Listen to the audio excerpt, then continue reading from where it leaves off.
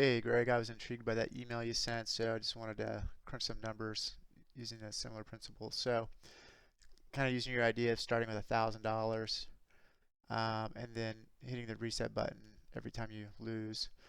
Um, I wanted to just use some risk management to see how this would go. So, I said let's risk 50% to make 100%. So, just a hard stop and then a hard target.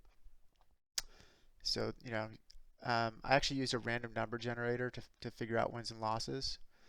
And so I figured that was, since this is really predicated on how many winners you can get in a row, um, figured we'd see what happens just quote unquote randomly.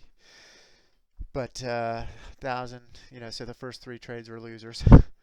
I started out over here. This is the running account balance. Um, just to, I'm going to add on to that later, but this is the kind of like you did the sequence P&L. So, three losses in a row. Risking 50% is going to give you minus $1,500. And then, we had a winner there, winner, winner. So just doubled it like you did, or so $1,000, 100% gives you $1,000 winner. That makes the next trade starting with 2,000. 2,000 got another winner here. That makes it 4,000. Had a loser, so that the net sequence P&L, and that's 2,000. And so on and so forth.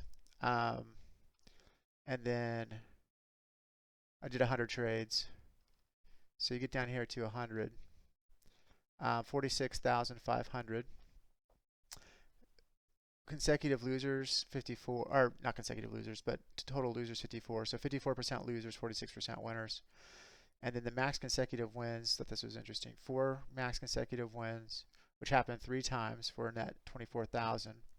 6 max consecutive losers for only minus 3,500. So that's where the real power is right there, right?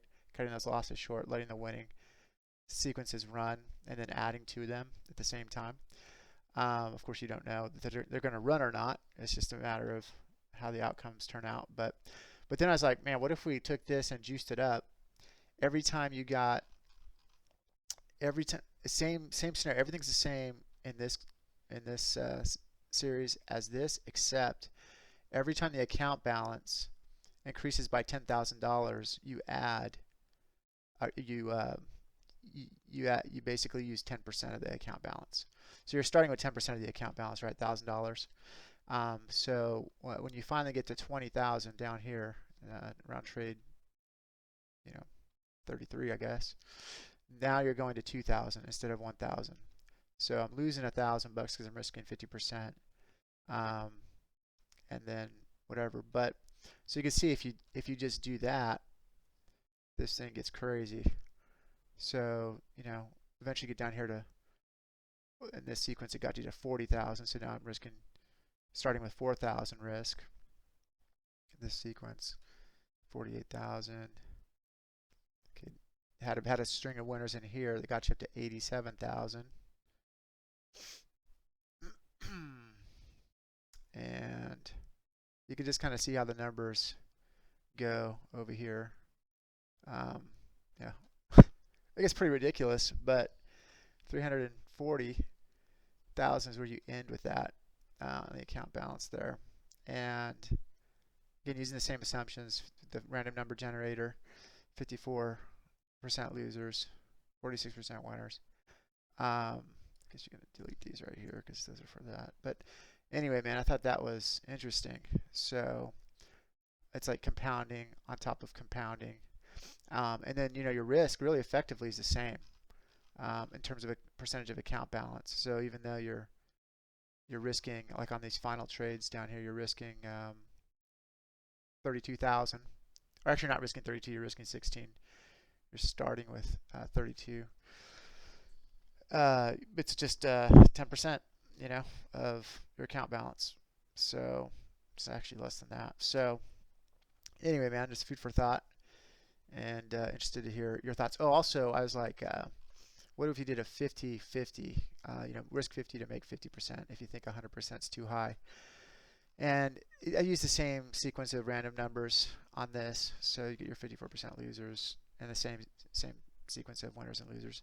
Um, Not spectacular, but not awful. 17,000 net 17,000, and then I didn't do the steroid option on this because you only would have been able to increase it. Actually, you would have never got to 20,000 to increase it. So, but anyway, just kicking this around, man. I mean, there's definitely something to all this, and just need to figure out.